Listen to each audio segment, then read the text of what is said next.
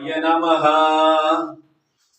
सूत जी महाराज सब ऋषि से कहे कि श्री हरि विष्णु के द्वारा बताए गए व्रत काल विधि और महत्व को मैंने आपके सम्मुख कहा। व्रत काल मतलब कब करे के चाहिए, विधि का मतलब कैसे करे के चाहिए, महात्मा का मतलब ओका करे से का लाभ है ना। ओका कथा करे से का पुण्य की प्राप्ति है। अब आगे का बताइए। तो सब ऋषि कहें कि प्रभु जब आप धर्म की चर्चा प्रारंभ कर देते हैं, श्री हरि विष्णु के बारे में इतनी सुंदर कथा हमका सबका सुनावता है, जौने से पाप कर्म के क्षय हो जाए, जौने से प्राणी अगले जन्म में पाप कर्म भोगे से बच जाए, गंदी योन में जन्म ले से बच जाए। इस प्रकार के कथा मुक्ति प्रदायिनी, धन धान्य समृद्धि करे वाली जब आप सुनौते हैं तो आप एक फिर बताए दें कि सबसे पहले भूतल पे व्रत की कथा के वो के संबंध बताए। तो सूत जी महाराज कहें कि सुंदर काशीपुर नामक एक गांव में सतानंद नाम के ब्राह्मण हुए। कौन नाम के? सतानंद नाम। सुंदर काशीपुर नाम का गांव रहा, वहां सतानंद नाम के पंडित जी भाई। वो पंडित जी बड़ा निर्धन रहा, बड़ा गरीब रहा।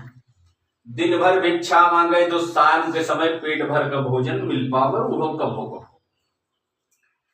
एक समय के बाद यह पंडित जी भिक्षा मांगे जात रहा। श्री सत्यनारायण भगवान एक वृद्ध ब्राह्मण का रूप धारण करके रास्ता में प्रकट हो गए और पंडित जी से बड़े आदर पूर्वक पूछे कि हे ब्राह्मण देवता, आप नित्य प्रति पैदल कहाँ जाते हैं? तो पंडित जी कहे, दादा हम बहुत गरीब ब्राह्मण है, हम भिक्षा मांगे जाई थी। भगवान कहें भिक्षा मांग के क्या करत है? कहें अपने कुटुंब का पालन पोषण करी थी, अपने बाल बच्चा का लालन पालन करी थी, यही से वो पोषित होता है। भगवान कहें आप ब्राह्मण जान पड़ा था? कहें हाँ ब्राह्मण है। कहें आप ब्राह्मण के घरे में जन्म लेके और भिक्षाटन अभी तक करता है। भिक्षाटन की व्यवस्था जब तक आप शिक्षा प्राप्त करता रहा, जब तक गुरुकुल में रहा तब तक क्या है। उसके बाद आप धर्म का प्रचार करा और धार्मिक कृत्य करावा, इससे आप अपन जीवन यापन करा। भिक्षाटन जीवन भर उचित नहीं है। तो पंडित जी कहें कि दादा हम का करें, हमार न तो इस प्रकार के सामर्थ्य है और न तो इस प्रकार का बुद्धि है। भगवान कहें हम आपका एक व्रत बतावत है, ध्यान पूर्वक सुना। श्री सत्यनारायण भगवान का प्रताप धारण करा, उससे आपका घर के दुख दरिद्र नष्ट हो जाए, गरीबी नष्ट हो जाए और धीरे धीरे आप उन्नति का प्राप्त हो जाए। आपके घरे में उन्नति हो लगी। जब आपके घरे में उन्नति हो लगी तो आप वह कथा दूसरे व्यक्ति का जे सुने की इच्छुक हुई है, जिनके कोनो प्रकार का कामना हुई, उनके कामना पूर्ण हेतु आप वो कथा उनका सुनाया।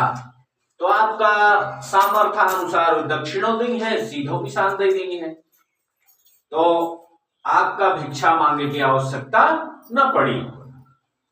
तो पंडित जी कहें कि ये व्रत कैसे किया जा सकता है? जैसे नारद मुनि का भगवान श्री हरि विष्णु बताए रहे, वही प्रकार से पंडित जी का पूरा विधि विधान बताए रहे। और बताए के बाद कुछ दूरी जाए के कुछ क्षण बाद भगवान अंतर ध्यान हो जाए। पंडित जी अपने मन में विचार करे जागे कि दादा तो हमका ढेर सामग्री बताए गए हैं, हम दिन भर भिक्षा मांगी थी, तबो सवाओ शेर आटा कभो कभो मिल पावत है। और कथा सुने के मतलब आ एक अढ़ैया 5 शेर के आटा के हमका आवश्यकता पड़ी पंजीरी के लिए। उसके पश्चात पूजन पाठ के सामग्री ले आवे के पड़ी। गुरुदेव का बुलावे के परी, कथा श्रवण करे के बाद उनका दक्षिणा प्रदान करे के परी। ये सब हम कहाँ से कह पाओ, यहाँ पंजीरी की व्यवस्था हम न कह पाओ, पूजा पाठ के सामग्री और दक्षिणा बड़ी दूरी की बात ही है। लेकिन जब कोनो कष्ट कटे, जब रास्ता कोनो व्यक्ति सुझाई देत है तो पूरा मन वही पर लगा रहा था, चाहे उसका कह पावा अथवा न कह पावा। तो वही तरह पंडितों जी के मन वही पर लग गया। अब भिक्षा मांगे मन न लाग, जब मांगे रहा ठीक है, उसके बाद लौटी आए घरे। घरे पे देहन रोटी पानी बनी, जब नसीब में रहा रोटी दू रोटी पाए होकर। ओके बाद रात में सब घर के सदस्य सोई गए। पंडित जी चार पाई पर पड़े पड़े धाए, एह करवट धाए और करवट घूमे, और वह भगवान के द्वारा बताए गए वाक्य कर सोचें कि अगर तनिक हमरे सामर्थ हो तो ये कार्य हम कैली तो हमारे घर की गरीबी नष्ट हो जा रहे हैं। यही प्रकार सोचत विचारत भैया पंडित जी रात बिताए गए।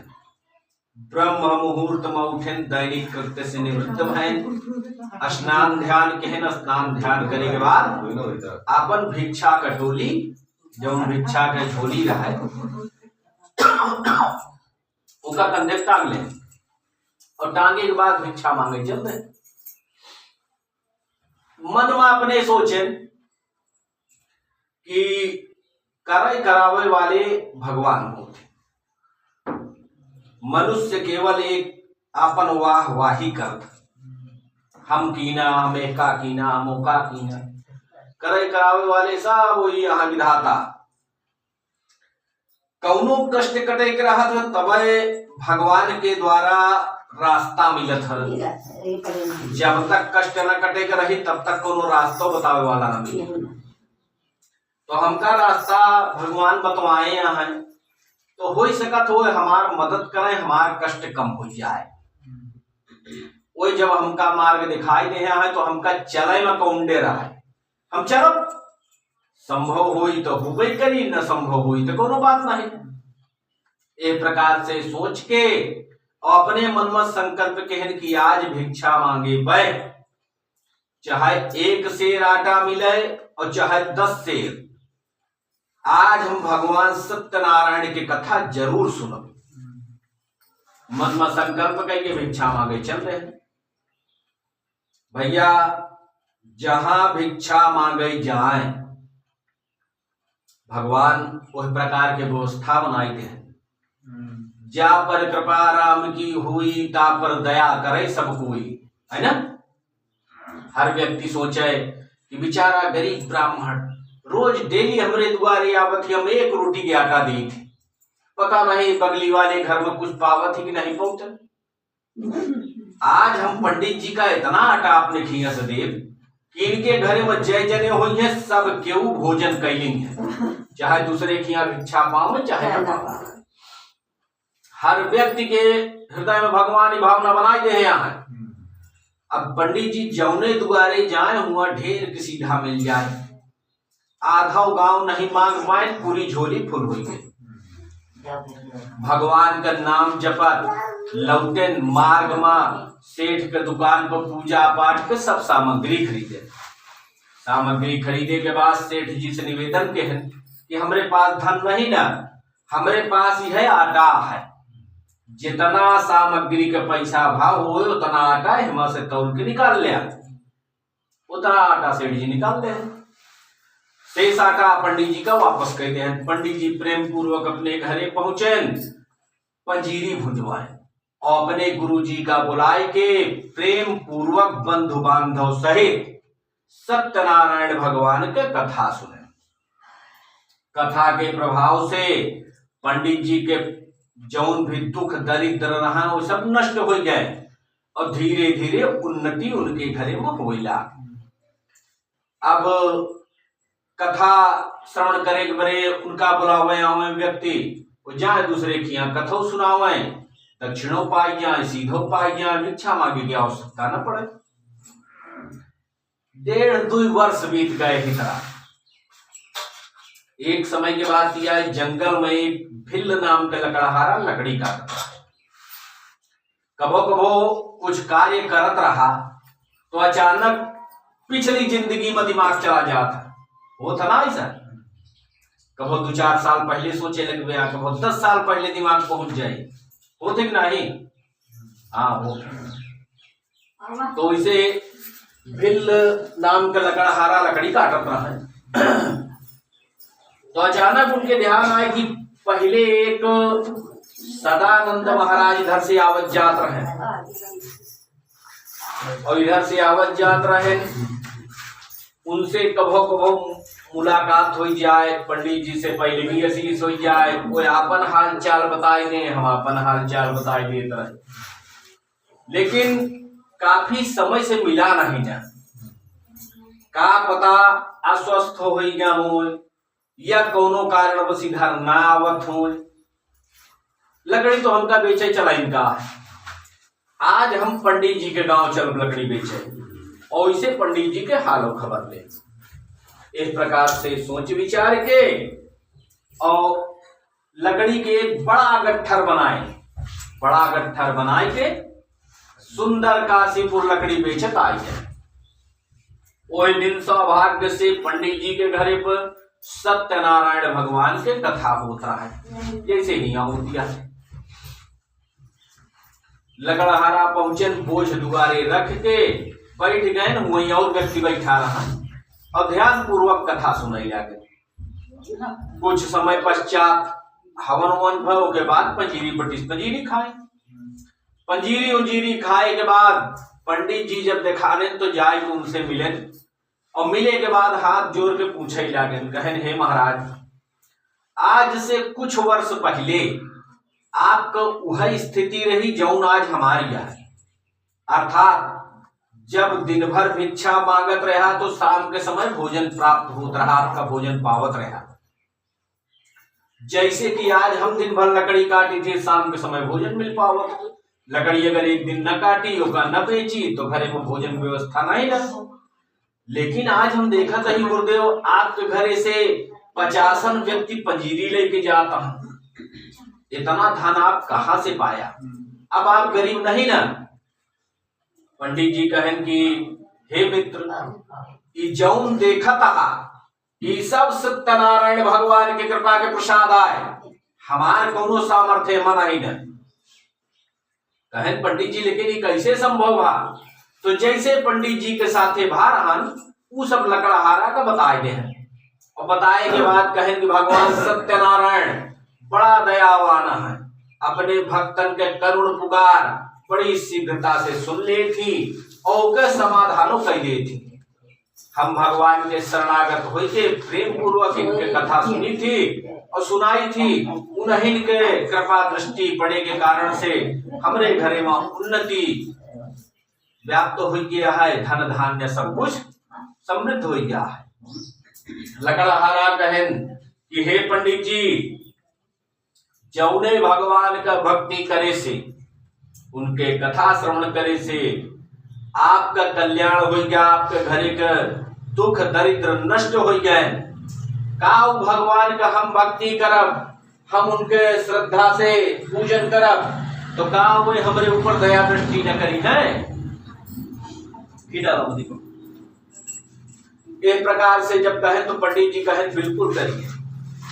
भगवान के लिए सभी मनुष्य एक समान, सभी उनके पुत्र के समान, बस श्रद्धा पूर्वक आप उनका स्मरण कीजिए। भगवान समस्त कष्टों को हरने वाले हैं। जब इस प्रकार कहें तो लकड़हारा बड़ा प्रसन्न भय। पूजा पाठ का पूरा विधि विधान पंडित जी से पूछ ले हैं, और पूछे के बाद लकड़ी के गट्ठर मूड़े पर रखें बेचे चल रहे हैं। मन में अपने सोचे लागन कि जौने कार्य से हमका लाभ का प्राप्ति होई का है, ई कष्ट से बचे का है, एहू जन्म का ओहू जन्म का, ओहमा विलंब ना करे के चाहिए, है ना?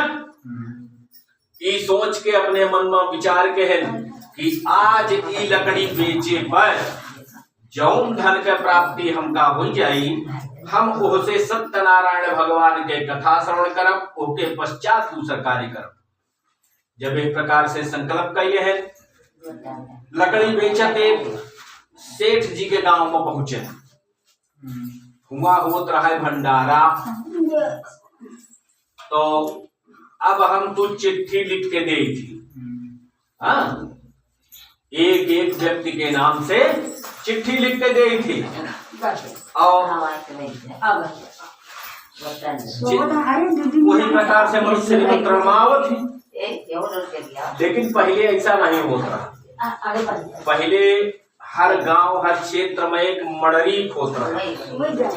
उन्हें मड़री का सहेज दिन याद रहा कि भैया इतना गांव के व्यक्ति का हमका निमंत्रण करावे का, तो स्वयं सबका सहेज के लेके चला होता है। तो सेठों जी किया बड़ा विशाल भंडारा के आयोजन रहा और उतनी समय भोजन निर्माण करे की व्यवस्था सिर्फ लकड़ी से होत रही और कोनो साधन नहीं रहा। लकड़ी के एक गुण होता है, लकड़ी का अंदाज नहीं सकता, कोनो व्यक्ति नहीं अंदाज सकता। अगर कोनो सोच ले कि हम 4 व्यक्ति के भोजन इतने लकड़ी में बनाइए, तो या तो लकड़ी कम पड़ जाएगी या तो लकड़ी बच जाएगी। तो ये लकड़ी के गुण होता है। तो सेठो जी जो लकड़ी अंदाज के रखे रहा वो कम पड़ गए और भोजन करे के लिए भी काफी व्यक्ति बचा रहा है। सेठ जी अपने मन में सोचत रहा है कि चाहे 10,000 व्यक्ति भोजन कर ले, लेकिन 10 व्यक्ति का अगर भोजन न करा पाए हम, तो वो हमार बुराई करत जाएंगे है कि निमंत्रण दे हैं, इतना बड़ा आयोजन कैले हैं, भोजन की व्यवस्था नहीं करा पाए, हम सब खाली पेट जाते हैं बिना भोजन पाए। तो इस तरह हमरे पूर्वज तक का मान सम्मान दांव पर लग जाएगी।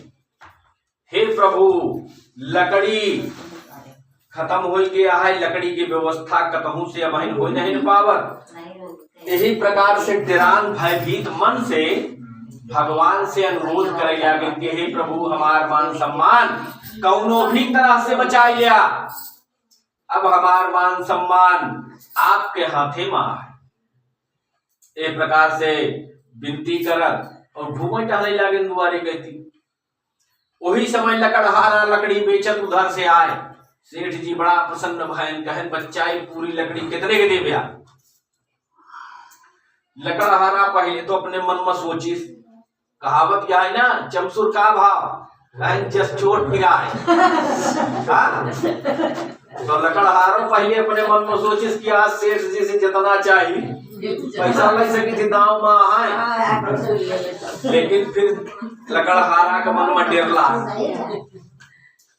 कि भगवान के शरण में जाए के अपने उद्धार के लिए, अपने कष्ट निवारण के लिए अगर भगवान से अनुरोध करेगा है तो छल पूर्वक नहीं किन जा सकता, और छल पूर्वक करेगा तो क्या कोनो लाभ न मिले।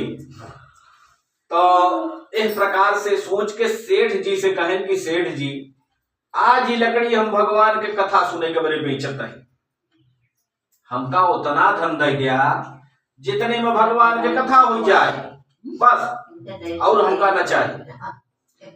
लकड़हारा अपने मन में सोचे लागे इतना बताए कि सेठ जी अगर दे नहीं है धन हमका पर्याप्त मात्रा में, तो भगवान के कथा धूमधाम से हो जाए। उधर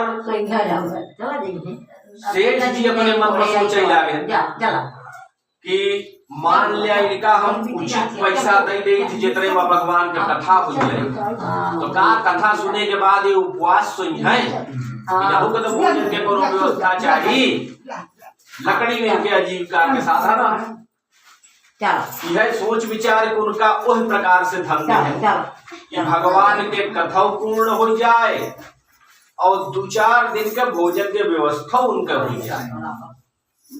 उतना धन दे के और पूरी लकड़ी लेके लकड़हारा बड़ा प्रसन्न है। अपने मन में सोचे कि इतनी लकड़ी बेचे तो हमका केवल 2-3 दिन के भोजन के व्यवस्था हो पावत, और इतनी लकड़ी में भगवान हमका पूजो के व्यवस्था करवाए दे और 4-6 दिन का भोजन व्यवस्था करवाए दे।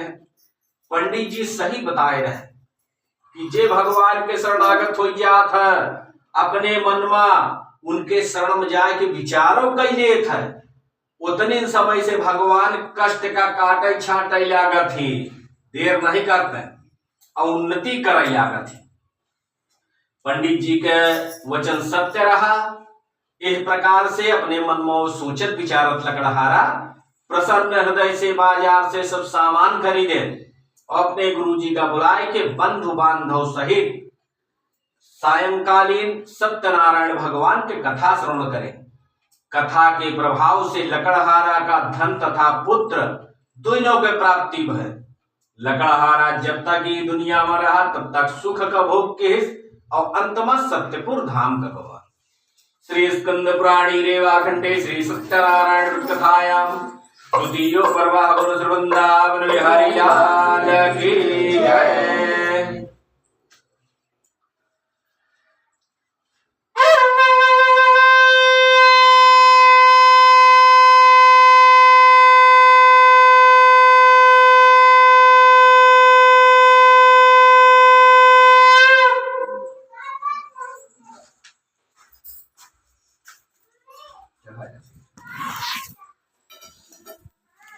चढ़ा रहा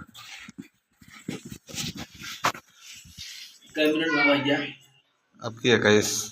अच्छा अच्छा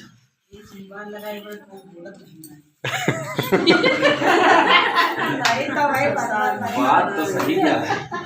नहीं भाई देखता सबका